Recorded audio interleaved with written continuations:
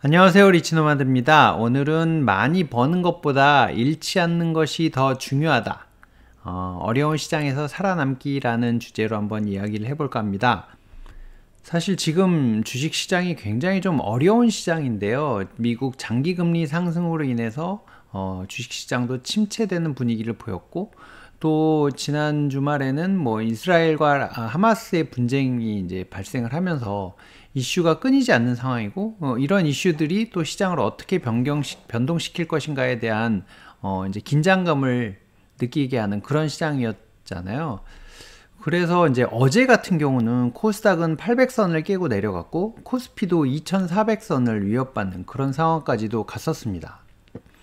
근데 이제 시장 금리가 이제 미국의 국채 금리가 10년물 국채 금리가 계속 상승이 되니까 이런 부분이 어떻게 보면 기준금리를 인상할 필요가 없어졌다라는 이제 이런 연준 위원들의 발언이 갑자기 좀 바뀌었거든요. 그전에는 뭐 하이어 폴 롱거 이래서 우리는 계속 금리를 높은 상태로 유지할 거야 막 이런 겁을 막 주는 얘기를 하더니 이제 그 겁주는 얘기가 먹혀서 이런 시장금리 상승으로 이어져서 이런 상황이 되니까 이제 기준금리 인상 안 해도 될 것 같은데 뭐 이제 이런 얘기들을 하니까 시장이 진정되는 분위기로 또 바뀌었단 말이죠.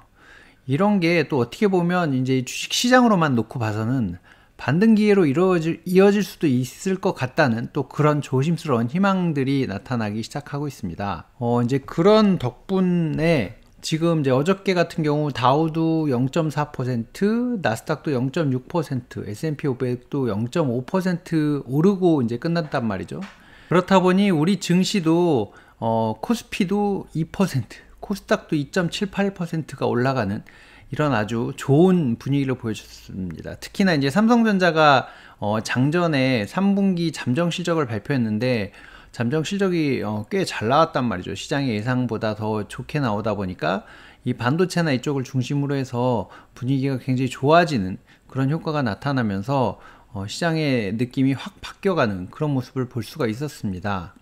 그런 이제 부분을 반영을 해서 봐도 물론 코스피 같은 경우는 이번 달에는 아직은 0.6% 마이너스, 코스닥은 2.8% 마이너스인 상황이긴 하지만 미국 같은 경우는 벌써 S&P 500이 1.6%, 나스닥이 2.6%나 상승한 그런 상황으로 가고 있습니다. 이제 미국이 조금 더 빠르게 반응하고 있는 것 같고 또 이제 그런 것 때문에 미국 시장에 투자하시는 분들은 역시 뭐 미국 시장이 맞는 것 같아 이제 이런 주장들을 하고 계신데요.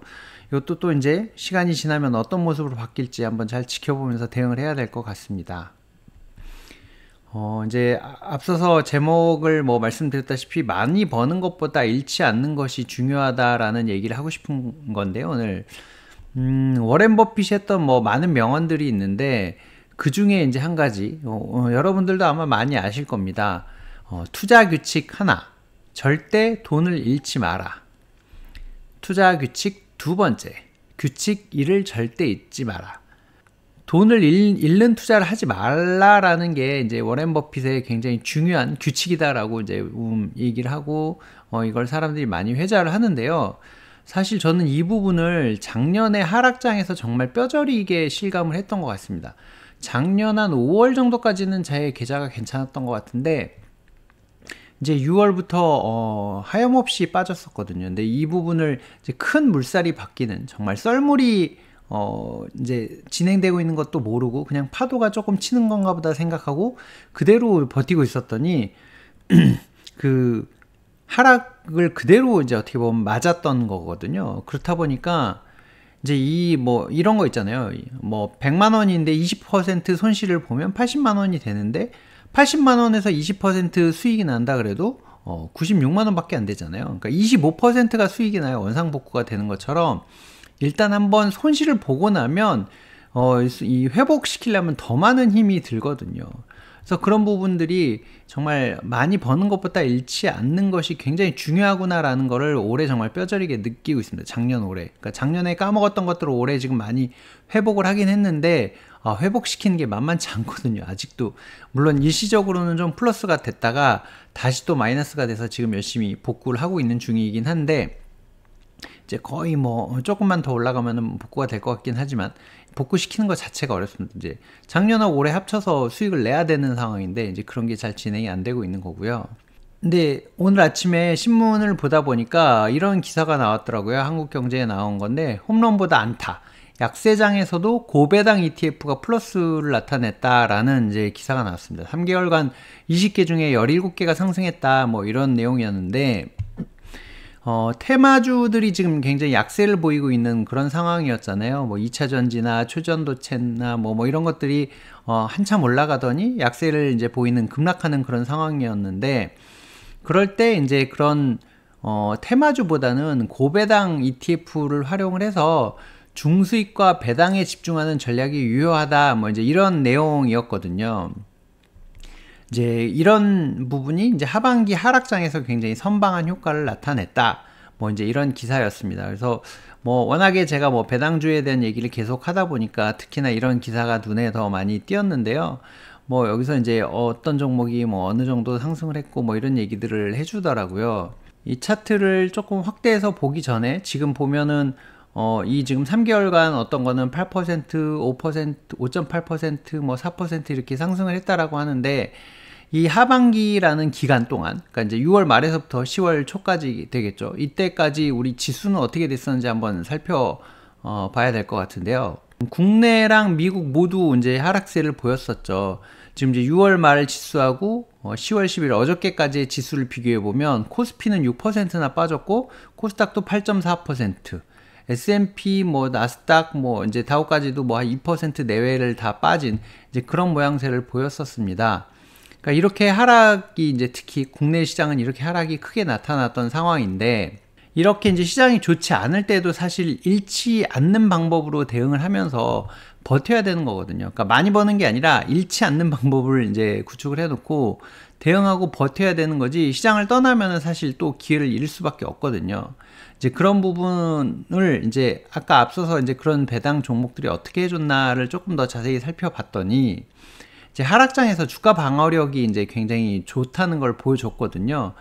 보시면 이 타임폴리오 코리아 플러스 배당 액티브 같은 경우는 이 기간 동안 8% 수익이 났더라고요. 보니까 삼성전자랑 4대 금융지주, 요즘 이제 금융주들이 배당 성향도 높고 안 좋은 상황에서도 탄탄하다 해갖고 이제 뭐 보험사나 은행 쪽, 이제 금융 쪽들이 굉장히 좀 주가도 좋고 뭐 이런 분위기여서 그런 영향들을 많이 받은 것 같아요. 그래서 아리랑 고배당주도 이런 금융 쪽 종목들이 비중이 높은데 그런 부분 때문에 이제 8%, 뭐 5.8% 이렇게 돼 있는데 KB스타 고배당 커버드 콜 ATM 같은 경우는 이 커버드 콜이라는 방식, 커버드 콜 얘기는 꽤 많이 나왔었으니까 한번 좀 찾아보시면 될 것 같고요.